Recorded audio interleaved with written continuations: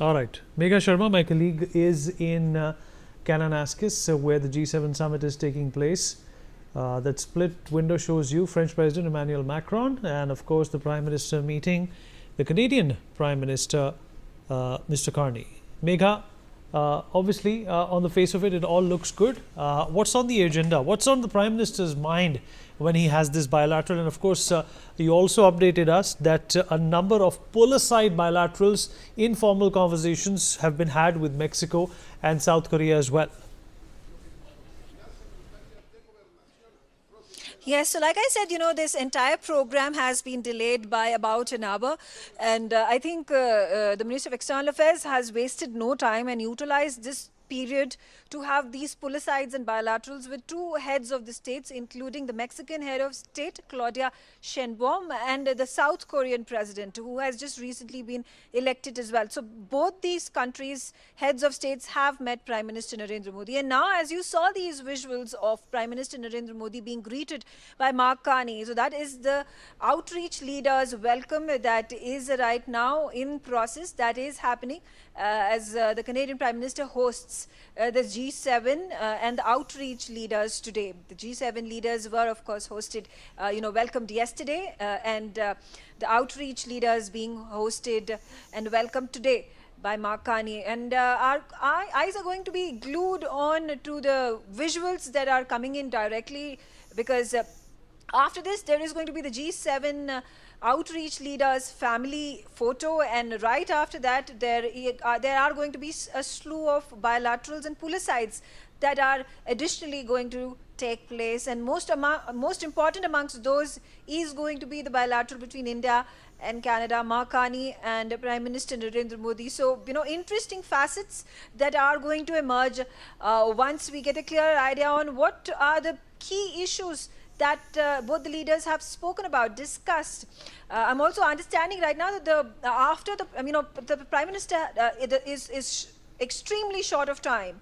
And this event is delayed by a little more than an hour, so he has to be in Croatia at a certain time. He has to leave Alberta by 6 p.m. local time, so he will have to crunch everything, squeeze everything into these few hours that he has devoted for the G7 Leaders Summit. Not too sure if the Minister of External Affairs is going to be doing a press briefing later on, but yeah, everything is on the table, and let's see how the day progresses. All right, Megha, appreciate you joining us. Let's in fact listen in to what the French President Emmanuel Macron had to say. Avec aussi des formats qui changeront, mais j'aurai l'occasion d'y revenir. Je vais maintenant répondre à vos questions. Monsieur le Président, au moment où on se parle, le président Trump semble plus que jamais sur le pied de guerre en Iran, si on en croit. All right, Emmanuel Macron talking about the G7. Mr. Alok Mehta still with us. It's midnight in India, but it's morning in Canada. Mr. Mehta, of course, we're going to be on air for a few more minutes before we wrap up. What would you say will be the likely takeaways from this G7? Let me put another thing into context, that the G7 has also sort of substantiated the fact that the Ukraine and Russia war should go on. Canada has given about $1 billion+ to Vladimir Zelensky for his efforts, who shows up at almost all of these summits to get money. I think India is playing very important role for Ukraine and Canada too. We have good relations with all these countries, and especially in education or in health, energy. These sectors, when they are also depend on each other. Canada, also their economy, our students go there, still they are going, and now earlier also the Mega was also mentioning that universities, we are also opening our doors in the last 2 years for the foreign universities.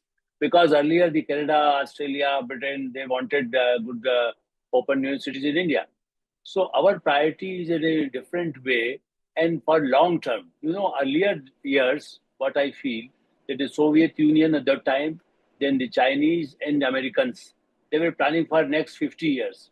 I think after long gap, Prime Minister Narendra Modi, when he came to power, he visualized this situation. And that's why mostly he talk about the 2047. Developed India is not saying that today we are developed. That's why the long-term planning, India is also, the relations also, he is not going to listen opposition here or somebody criticizing in China or somebody talking in Pakistan. What he always feels that he should, India can play a major role in future years. And that's why I think more emphasis with Canadian also, that we have our population. Canada have, like Brazil, the lands and number of people I know in last 50 years, how many people settled there. Our own family members were there, still they are going here and there. So I think we also want good relations, and they also want. They're not, the Khalistan is not alone there. Number of people, the non-Sikh population is also there, and they also helping development for the Canada. They are helping for the United States for the in technology. What we are talking about the technology also. You know, in digital India, what in earlier also, you remember in Paris, there was a meeting, and then Prime Minister Narendra Modi was talking with everybody that India is leading in this digital era also. Even the European and American, they are also surprised at how India developed in such a way. But still, we are behind the Chinese. So all over the world, they doubt something about the Chinese because their product is also not reliable. What they say something and then they do, they are doing the trade relations with China. But India is playing a role that tomorrow means coming years, India will be better partner than the Chinese, are better partner than the Americans. And that's why the Latin American countries, he went to Cyprus. Yesterday we were talking about it. The Greece is also a very important partner with us because we have a very, very old cultural relations with Greece. And that's why sometimes I feel, because I visited Iran also, so when I see this kind of a situation, I feel very bad about it, because Iran also, we had very, very good relations, not only for energy, but traditionally also. Our people used to go, 500 years back, people used to go there. They were still on the walls of the hills there, they mentioning that how Indians used to come here for business.